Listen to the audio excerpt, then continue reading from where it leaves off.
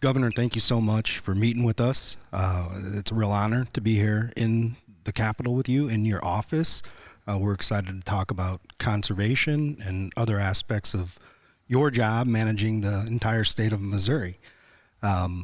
Shags is here with us. He looks like he's sweating a little bit. Is Shags tongue twisted today? That's what I was going to say. He's not sweating because it's 105 degrees out. He's finally in your presence, and this is what we get. I've been in his presence several times, but he usually just freezes up. So I guess he's just the eye candy for today. He is. Okay. We bring him around for his looks. So very good. Well, I'm looking forward to getting into my social awkwardness around you in the past. So you're a professional.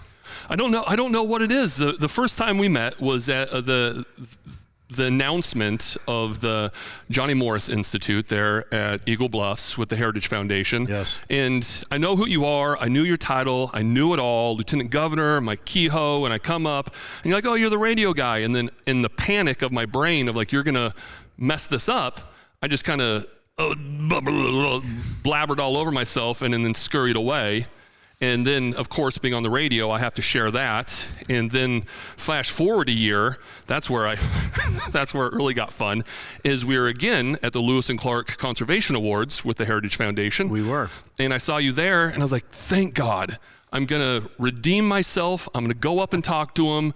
We're going to clear the air. We're going to have a good laugh. And you're a very busy person surrounded by a bunch of powerful people. So I was waiting for the right moment. And then like, will everyone have a seat? It's time for dinner. So I go, okay, no, let's just not rush it. Let's have a seat. You walk by, tap me on the shoulder and like, hey, Shags. And I was so shook by that. I'm like, oh my God, he knows that I froze, didn't say anything, and totally ignored you even acknowledging who I was.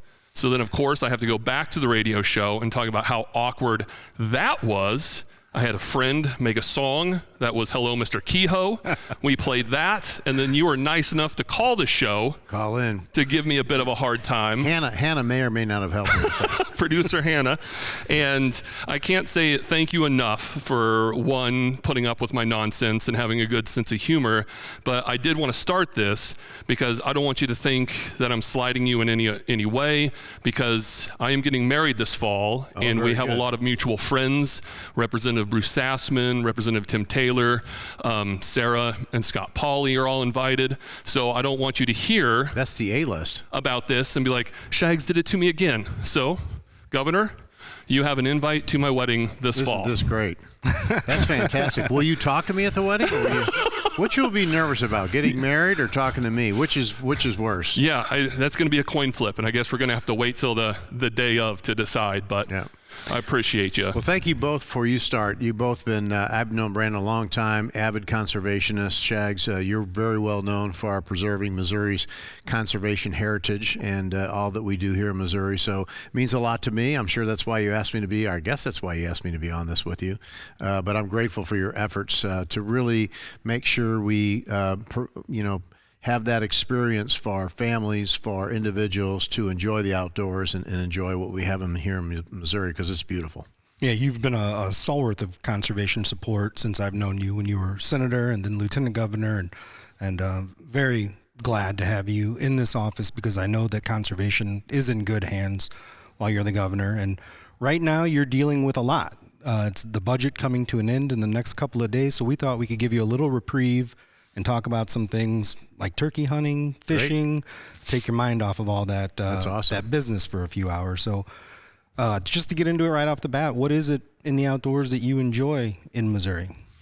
Well, I'm an ag producer, so I enjoy being just in the outdoors in that regard. I'd rather be outside just about any time of any day than just sitting inside doing nothing. I'm not a very good sitter, to let you guys know, so I'm somewhat of a person that likes to keep busy.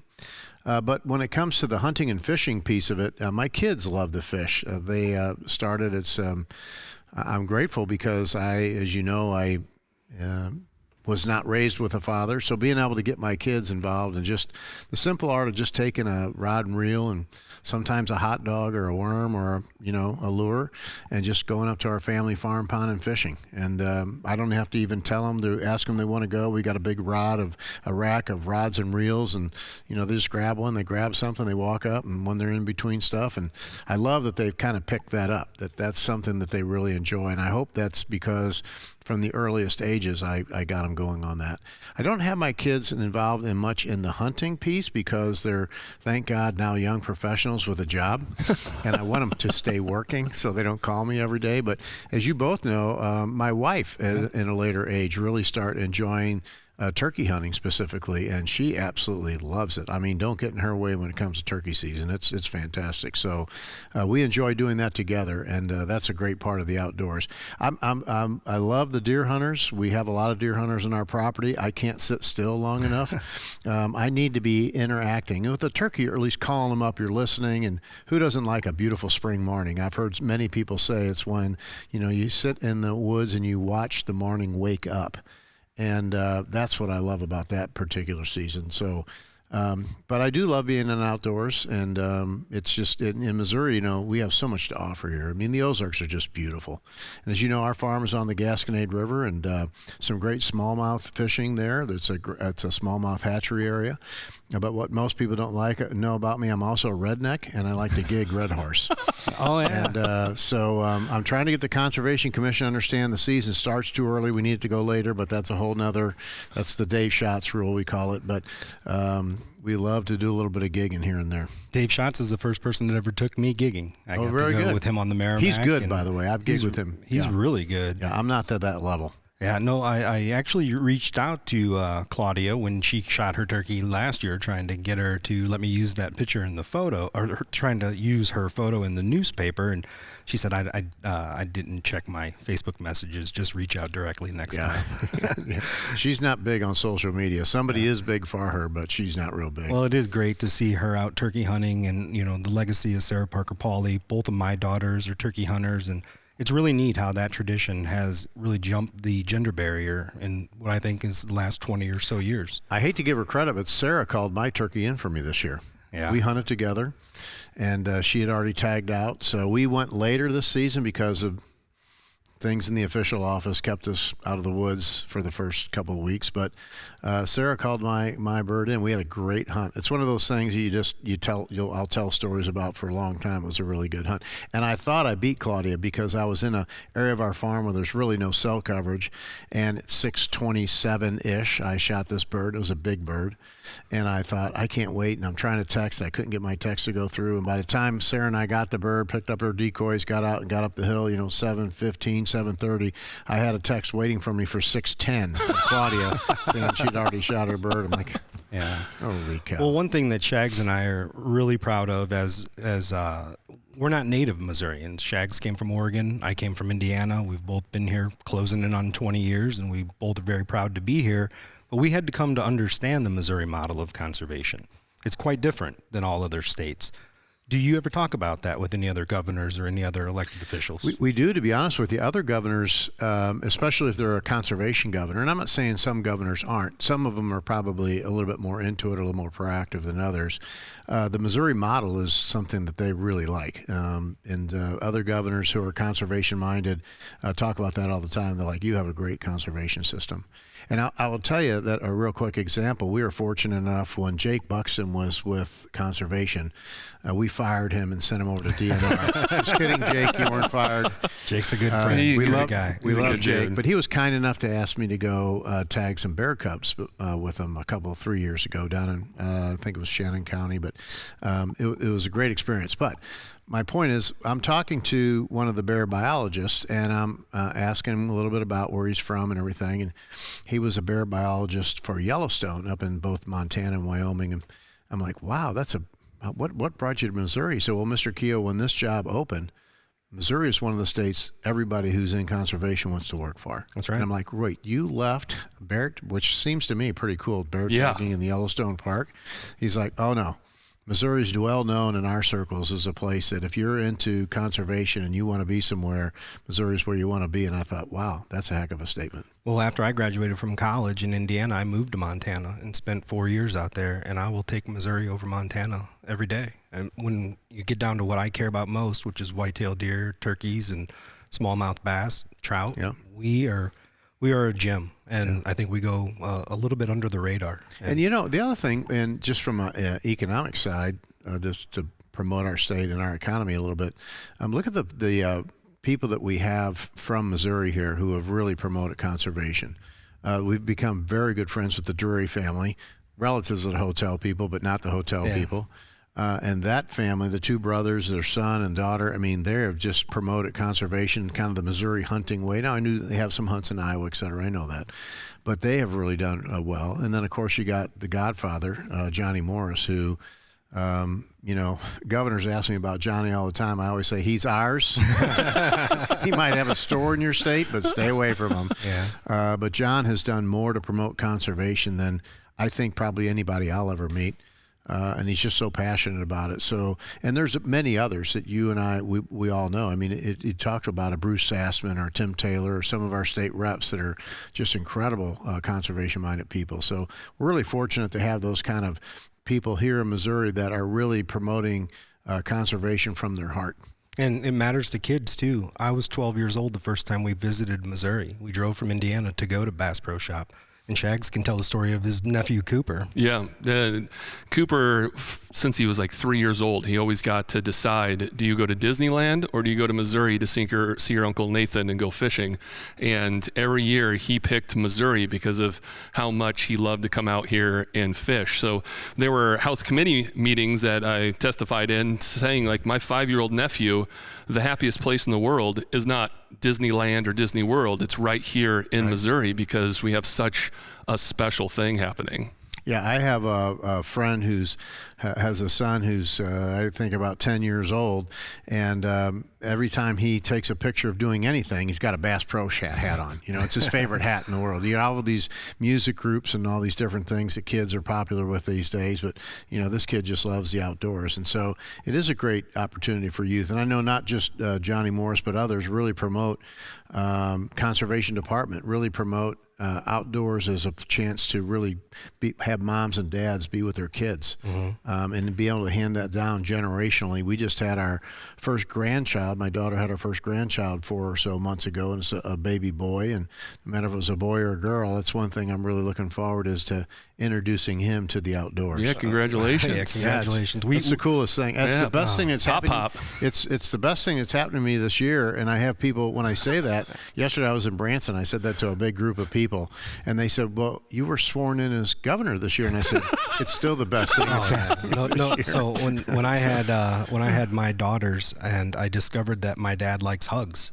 I did not know that as a child. Like, my dad likes hugs, and those little girls bring it out of a guy. My kids all say, why are you melting in front of that little, because they think I'm some big, too tough of a guy type person. But yeah, it's cool. Well, we appreciate the fact that you share our sentiments with the outdoors. Unfortunately, not everyone does. To some of those that don't, maybe some that hold office in this building, what do you say to them about how special this is? Well, one thing that you've been around long enough, you saw this several years ago. Our conservation department, maybe not by design, and some of our agricultural leaders were at odds a little bit more than they should have been. And I will say, I'll give a lot of credit to Sarah. I think she did a really good job of trying to start to patch that relationship, along with some of the leaders of the stakeholder organizations that you and I would all think ag type relations. And now Jason's done a really good job. That was the first, our new conservation director, Jake was still at conservation at the time. I said, have him have a meeting with all the ag stakeholder groups first, because production farmers are and can be the best conservationists, right? That's their factory. I mean, I don't want to get raw with it, but it is. I mean, they need to take care of the land. They have an incentive to take care of the land. And for a while, we were butting heads. And as you know, in this building, rural Missouri is very well represented, and a lot of production farmers. And there was this myth that for some reason conservation and agriculture and farming couldn't go along. And in fact, it has. And I would credit the people we've talked about earlier, Bruce and Tim and others, Jason Bean on the Senate side, several senators who are not only production farmers, but also very much into conservation. So I think a lot of people, with the help of your farmer organization, with CFM, with conservation, with the Heritage Foundation, I think Trish does a great job of just starting to kind of make sure we bring together policymakers and conservation. It doesn't have to be one or the other. Mm-hmm. And for a while in this building, they start, for some reason that I don't know, before I was here, they start, kind of drawing a line in the sand. And the more we have that conversation and get to understand the Jakes of the world and the conservation commissioners that we have, the more they interact with the legislature, make sure they understand what conservation really does for the state, does for families, does for the long-term impact of our ecosystem. I think there's a way to kind of continue to build that relationship. Well, I learned a lot during that time when I took the job at CFM. It was March of 2014, and I thought I was taking a job just to take people fishing and hunting, and they're like, that's the Capitol. You need to go down there and testify in this hearing. And I was like, okay, what's a hearing? And I showed up, and... that just makes you normal, by the way. So Senator Munzlinger just absolutely wiped the floor with me. Mm-hmm. But I caught up and learned a little bit, and I've come to respect him so much. I love running into him at the fair. We walk around together. We can laugh about some of that stuff now. It's just amazing what goes on in this building. If people aren't aware, I mean, there will be 3,000 bills written in a session, and you always think what you're most concerned about is the most important, and for me, it is conservation. So I learned a lot in that time, but one thing that I've seen in talking in the spirit of collaboration that politically to me is one of the best moves I know of is the Park, Soil, and Water sales tax. Mm-hmm. And in 2016, I led the renewal of that, and we actually made Farm Bureau our headquarters for the meetings. So that was the first time I saw conservation and agriculture come together. And we worked together, and we won every county, and I believe it was 81% of the vote. Yes. And what a political lesson to see what you can accomplish when everybody wins a little bit. Everybody gives up a little bit. The other thing rural Missouri is starting to understand is that we in Missouri, we have states' rights, and we don't need some bureaucrats in Washington, D.C. telling us with the Green New Deal or some of these other bills that take some of the things we want to do to protect our environment way too far to the extreme. Again, I believe Missouri's farmers and ranchers, I'm 41 years in the cattle business. I believe that we, with the proper knowledge and information and understanding of the background, that farmers and ranchers can be the best conservationists we have. Yeah, I've got 35 acres of soybeans, and I like it because I get to watch the deer eat them at night, and my neighbor who farms it likes it because he gets to farm it. Yeah. So we have a good collaboration. Yeah, that's great. So I did pose a question on our Facebook page, Driftwood Outdoors, just like if you could ask the governor one question, what would it be? And this is really relevant because on the way down here, I called the office of both our senators in Washington, D.C., Schmidt and Hawley, and Kyle Murphy said, I'm not sure how I would word it, but I would want to make sure he has no desire to sell off or reduce our public lands, because that's happening in Washington with Senator Mike Lee of Utah trying to get rid of some of the BLM land and some of our public properties out there. How do you feel about that? No, we have, under our administration, we will have no attempts to sell off the public lands unless it's, no, so this is where social media will get you. Sometimes MoDOT has an excess right-of-way or something like that we sell for economic development reasons, or we acquired too much for something we didn't need it. So please understand that. Well, even MDC does that, and we support it at times. Yes. Right. So there are times when it does make sense, Right. and there's something that works for our local community or economic development. But just a broad sell-off of lands, no. Millions of acres. I would not do that. You remember, I grew up in inner city St. Louis. I didn't know there was a patch of ground bigger than this table of grass. You just don't know. All the playgrounds were asphalt. They were concrete. I'm not trying to ask anybody to get their violin out for me, but when you are able to take, especially a young, impressionable person out of any kind of urban environment, it could be downtown Columbia or Springfield or St. Louis or Kansas City, and get them out to a state park or a conservation area, and it will change their life. Literally it will. Yeah. And so those are the resources we need to make sure that we have, not just for inner city kids, but for everybody to enjoy what Missouri has to offer. Well, and I know, too, a lot of Missourians like to go out west to actually hunt on these chunks of land that Senator Lee is trying to get in the bill to sell. So, I mean, it does affect Missourians as well. It was unfortunate to hear him say these lands have no conservation value. And I would like to hear from the birds and the insects and the snakes and the little rodents that live on those lands, and to tell them that they have no conservation value in these habitats that they call home. Yeah, I don't know the background behind his decision making, but in Missouri, we're going to take care of that land. So not to go too deep on a political question, but omnibus bills. I mean, there's so many good things going on in the big, beautiful bill. And then you have something like this that's flooding those offices. And I hope Senator Schmidt knows how much we respect him. And he's also a Conservation of the Year winner from CFM. I don't know Senator Hawley very well, but I, for the most part, like what I see. And I hope that they understand that we care very much about this, even though we live in Missouri and not Wyoming or... Well, those big bills get very complicated, as you know, and as we speak, there's trying to figure out a path forward. People ask me about the big, beautiful bill or the reconciliation bill all the time, and I said, look, I am a conservative, so making the Trump tax cuts from his first term permanent is really important to me, the country, and to Missourians, because I believe Missourians can spend their money better than any bureaucrat can any day of the week. And so the tax cuts, as you know, are kind of the anchor or the hallmark, and then you have all these other little pieces moving around it. So it does get complicated, but calling your senators and voicing your concern or sending them an email or whatever, letting you know how Missourians feel about a particular component of the bill, I think that's very good. And I know in that bill, there's several other things that have to do with rural health care and everything. And I've talked to Jason Smith, and I've talked to Eric, and I've talked to Josh and Mark Alford, Bob Onder, et cetera, and just made sure that they understood there's some pieces in here that really impact Missouri. And they're very much willing to listen, understanding. And it's not partisan, by the way. You can talk to Emmanuel Cleaver, Wesley Bell on some of these issues, and the impact's the impact, especially when it comes to something like rural health. I threw out a word there that people might not know, omnibus, and that just means it's a conglomeration of different bills or different aspects of one big bill. Yeah. People probably think that every bill gets a standalone vote, and sometimes people in positions like yours are accused of voting against something. Well, you didn't really vote against that. You voted against something else that was in this like blender. Yeah. Why does it work that way? That's even in this building. So you mentioned earlier this building might start off with 1,500 to 2,000 bills. Reaching this desk in the governor's office is typically less than 100. This year, less than 80, I think. And so the funnel gets pretty steep pretty quick when you get towards the end of session. Well, what happens is you might have a really good bill.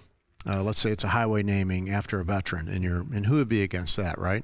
But because of time, you didn't get enough floor time to get the bill on the floor. Somebody else has a bill moving that has the same title, and so you might take it and put it on there. And those bills all of a sudden gain, instead of one single subject like they might have started out, they might end up with 5, 10, 12 different pieces on it, all because they fit and the bill was moving, which meant it had a path to get out of the building or out of both sides of the chambers for the end of session. So that typically is what happened. It's not the greatest way to do it, but that's kind of the process that happens. And I know from serving in the Senate and listening to debate and being in the Senate an awful lot, and now more listening to what happens in the House, one question I think is always valid when somebody wants to put an amendment on the bill: has this had a public hearing? And usually if the person who wants to put the amendment on said, no, I just didn't have a chance, that usually does not make it. So I'm not going to say every, but almost everything that got put on bills to make it more omnibus or bigger, if you will, also had a public hearing at some point in time in the life of this Capitol. And that is the only chance that the public can weigh in on an issue, and I think that's an important step. Now, we only got like 10 more minutes, and we still have the mystery bait bucket question we want to get to. The mystery bait bucket question? Oh, yeah. Say that 5 times fast. Yeah, I got an antique bait bucket down here. But I did want to ask you, because I asked Representative Tim Taylor. I'm watching the bumper stickers on your camera case. It says, I love my boat. So we got quite the collection on there. Yeah. But this may just become a rant and not even a question, but unfortunately, it feels like politics nowadays are party over everything else. And I consider myself an American and a Missourian, and I've always voted down party lines. I wanted to vote for who I thought was best for our state or our country. But anymore, it feels like it's my party or nothing, and I refuse to work with anyone else. And how do you feel about that sentiment, or how are you going to bridge that gap between both parties and just try to bring the state of Missouri back together as just one? It's funny, I just had a conversation with somebody this morning who's thinking about running for office, and they asked me really that same question. As a normal business person that I think is a good common sense person, and I told them when I campaigned, I made it very clear that who I am, who my values are, and I'm not going to leave my core values. But it doesn't mean I can't talk to somebody else or listen to what their idea is or try to drive to a compromise. I don't think Missourians and people across the country, the majority of them, I don't think they want that just infighting and that just drawing this line and I'm not doing anything else and you're from a different party and I'm not even talking to you. And sometimes in this building, and for sure in D.C., you're from a rural area and I'm from urban, so you don't even understand my issues. That's just not healthy for our country. I tell people all the time, there was a whole bunch of guys that got together almost 250 years ago in Philadelphia. And I'll guarantee you that they didn't come out signing that document with everything exactly the way they want it when they walked in. And think about it, that's how our country was formed. People who had great values listened to somebody else's point of view and ended up crafting the Declaration of Independence and the Bill of Rights, right? Mm-hmm. That's how we were born. If we would have had a bunch of people go into Philadelphia 250 years ago and say, we're not crossing this line, we'd still be part of the kingdom. Yeah, that's right. We would be. That's a good point. And so I think you can work with other people without compromising your values. And unfortunately, in the days of social media, one little thing, like Brandon mentioned earlier, because you voted for a bill or against something in a bill, it made you, this person that you're not because of all these other pieces surrounding the bill. I like to remind folks all the time, I'm a Christian, and I believe that there's only one Bible, and it's not Facebook. And so, the social media voice can be very loud sometimes, but I've traveled the state a lot. You guys both know that, a lot. I saw that bus. Besides the bus, we've traveled all over the place in our previous roles serving government. And the average Missourian really wants you to hold on to your values. They don't want me to compromise it being a Christian conservative, but they don't want gridlock all the time. That's a great answer. Well, as we wrap it up, let's take it back down to the outdoors a little bit and make sure we give a good shout out to our state parks. The first time I went to a state park in Missouri when I moved here, and this is after working for the Indiana DNR, where I did a lot with state parks. I got to Bennett Spring, and I came down the hill into that beautiful valley and saw the creek and couldn't wait to start fishing, but I couldn't find where I needed to pay. So I drove around looking for the place to pay, and I finally went into the concession area there, and I said, "Ma'am, where do you pay?" And she's like, "Oh, sweetheart, you don't have to pay to go to state parks in Missouri." And what a special part of being a Missourian that is. And well, let me tell your viewers something else. We're one of only 7 states in the nation where our state parks are free. Mm-hmm. And with me, that's going to be a statistic we're not going to leave. Because of what Brandon says, as you know, I promote parks a lot. My wife and I have camped in almost every park. We've been to every park. And you meet a lot of visitors, and that's the first thing they say. I'm from, pick a state. I'm from Arizona. I'm from here. I'm from there. And we visit all these state parks that are great, but we got to pay just to drive into the parking lot. Yeah. Right? That happened to my co-host Trevor on vacation. Our state parks and those resources are some of the best assets the state of Missouri have. Our conservation lands are fantastic. I'm not discounting those.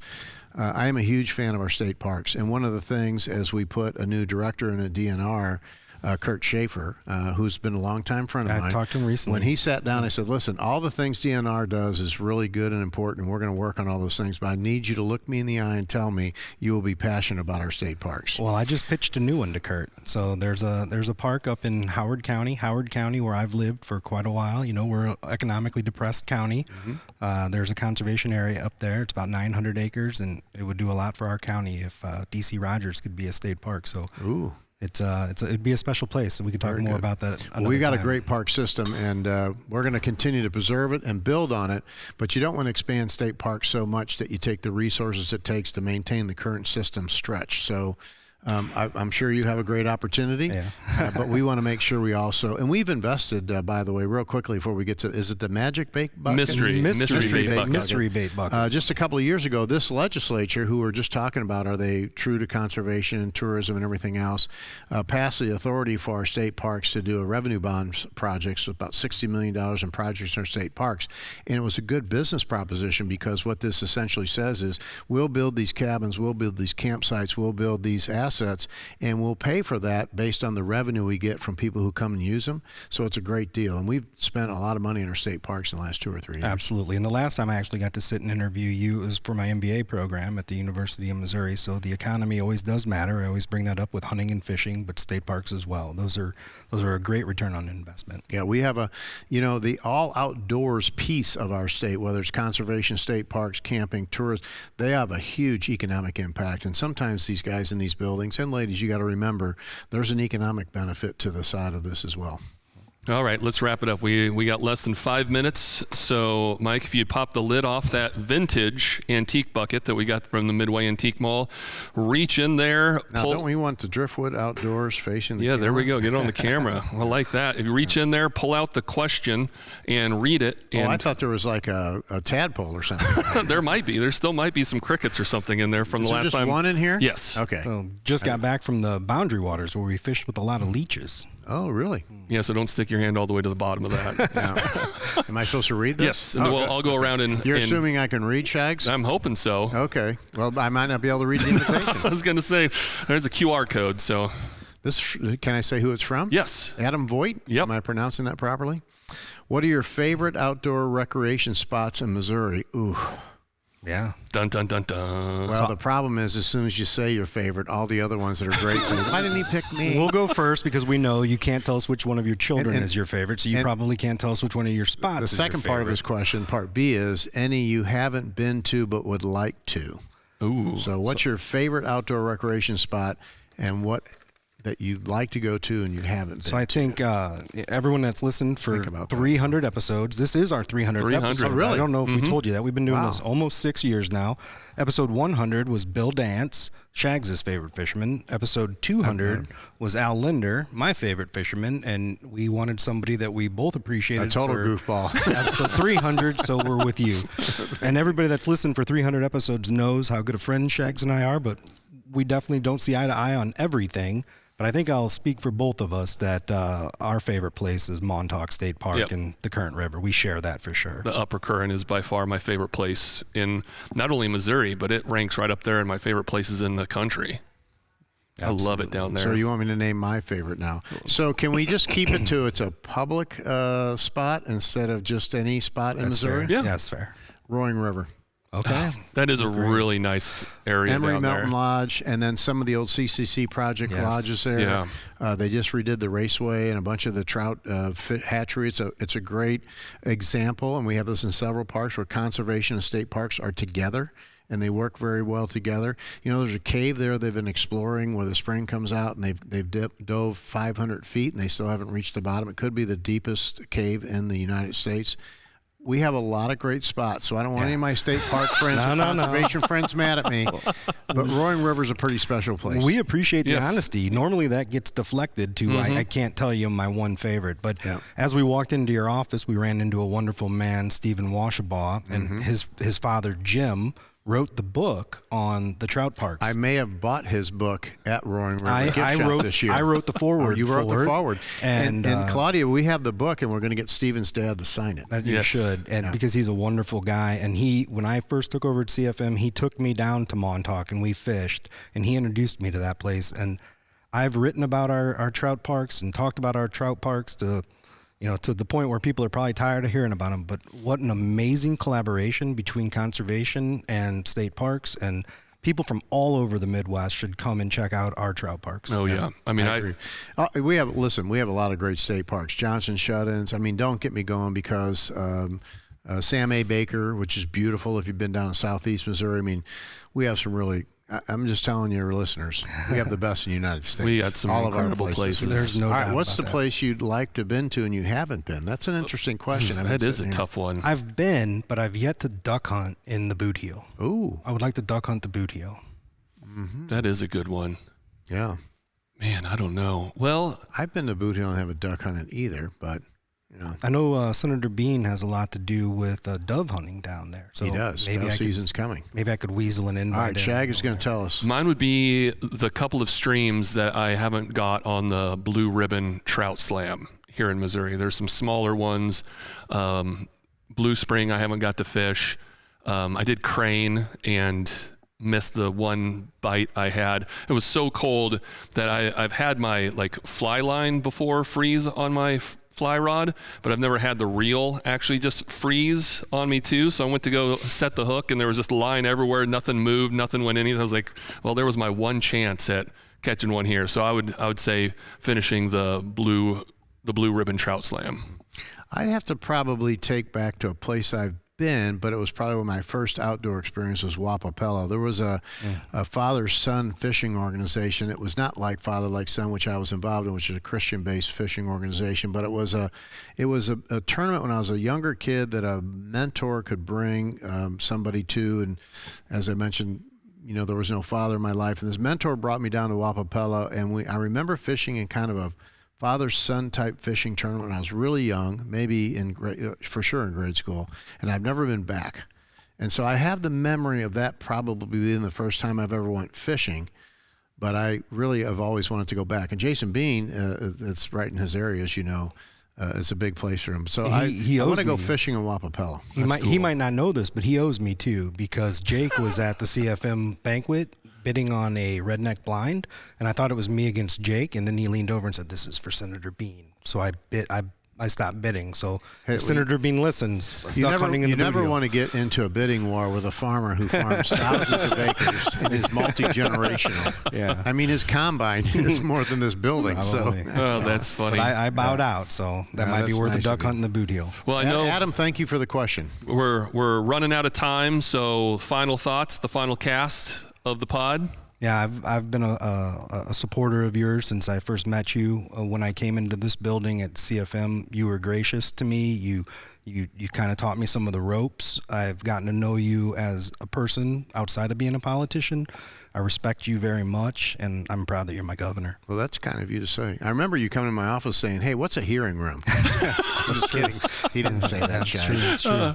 Well, and I appreciate your sense of humor and dealing with my social awkwardness, and even calling the show and sharing some laughs with us. And I mean, I was really excited to hear that you were going to run for governor, and just getting to sit down and pick your brain for 40 minutes just set that in. That I'm so happy that you're representing us in the state of Missouri. Well, that's kind of you. And your social awkwardness got me my own song. Yeah, that's true. How does that happen? Hello, Mr. Kehoe. That's unbelievable. I got to get a copy of that sometime. I'll email it to you for sure. That would be great. Well, I appreciate what you guys do to promote conservation. I'll just go back to my childhood. When you're a young kid and you don't know anything about anything, being able to have Missouri's Outdoors, we had a parish priest, and Johnny Morris loves the story, by the way, that would take me in the back of a station wagon with two beagles, Peppy and Pansy, I'll never forget it, and we go up in the Bowling Green area and we go rabbit hunting. And I had a Daisy BB gun, and at the end of the day we killed a bunch of rabbits. I, of course, thought I shot them all, and actually probably shot a lot but not killed any with a BB gun. But I'll never forget how my neighbor, in this case this parish priest, made me feel about being able to get in the outdoors, the exposure to the outdoors. And it's really what started my kind of outdoor journey from a very young kid. And I'll wrap it up with a Stephen Savage arm, side-by-side 410, is what that priest had as a family heirloom that he ended up giving to me, that I still have today in my gun vault. Wow. So that it made a big impact on my life, and people probably don't realize that when they know my whole story, but being in the outdoors has really been something that I feel is a big part of, and we want to preserve. Get back to the answer of we're not selling public lands, and we're not going to charge for our state parks. That's right. Amen. And we're going to continue to promote what we know as Missouri conservation, because the Missouri way is the best way. Doing everything we can to keep the Chiefs right here at home. We're doing everything we can to keep the Chiefs right here at home. Thanks for bringing that up. We appreciate you doing that. We're trying. Thank you very much. Hope to see you at the wedding. I got the invitation right here. Thank you very much. Thank you. Thanks for having me on.